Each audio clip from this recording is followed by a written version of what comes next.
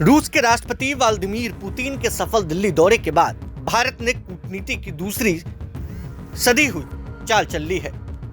भारत अब यूक्रेन के राष्ट्रपति ज़ेलेंस्की को दिल्ली में होस्ट करने की योजना पर काम कर रहा है।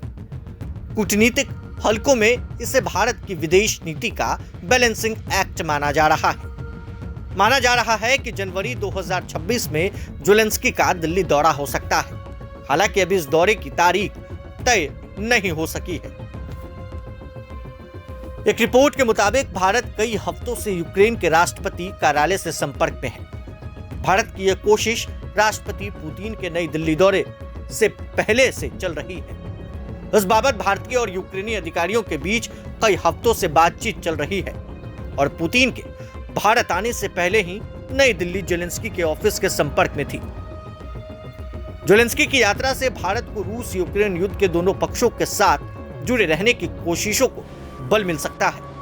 भारत इस नीति पर कई महीनों से चल रही है।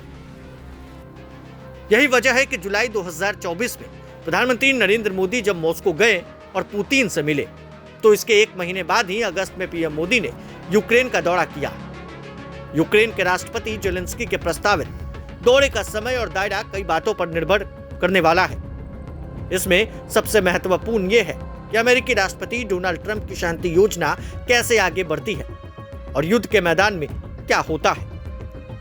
यूक्रेन की घरेलू राजनीति, जहां ज़ेलेंस्की की सरकार अभी एक बड़े भ्रष्टाचार घोटाले में फंसे होने के कारण दबाव में है, उसका भी इस प्रस्तावित दौरे पर असर पड़ सकता है। खास बात यह है कि यूक्रेन के राष्ट्रपति अब तक सिर्फ 3 बार भारत आए। ये मौके थे 1992, 2002 और 2012। पुतिन की यात्रा पर यूरोप की कड़ी नजर है।